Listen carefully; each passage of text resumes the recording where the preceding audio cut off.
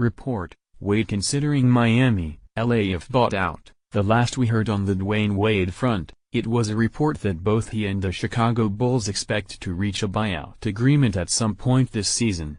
Where will he go when or if that happens? That's anyone's guess at this point, although contending teams could be at the front of Wade's list.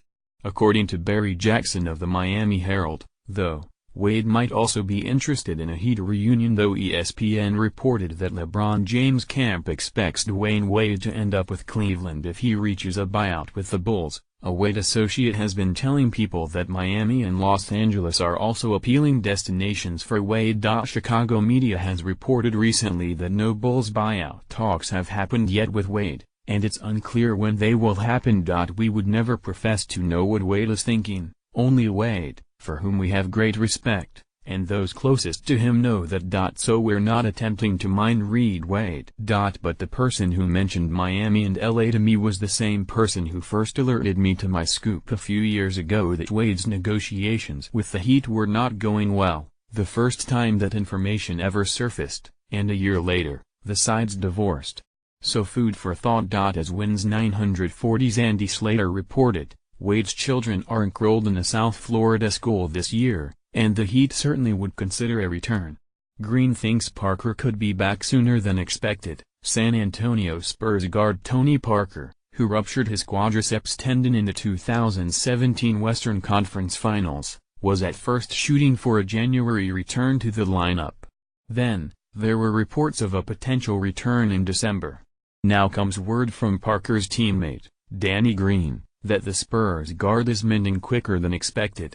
Jeff Garcia of NewsForza.com has more. Green touched on Parker's return with French site LCI and revealed No. 9 might be back on the floor a lot earlier than most expect. He, Tony Parker, obviously had a tough injury last year, but he's recovering. He's a couple of months ahead of schedule. I don't want to leak anything, but he might be playing a lot sooner than people think he's playing. He's been doing his rehab like a monster, like a maniac. He's been working out like a maniac, and mentally he's really focused and trying to get his body healthy and get it right. You'll probably be seeing Tony playing a lot sooner than what most people expect him to be back by. If true, then this is huge news for the Spurs and their point guard issue. San Antonio is likely to look at DeJounte Murray to take the reins at the position once tip-off of the new season begins. However, their depth at the position is questionable.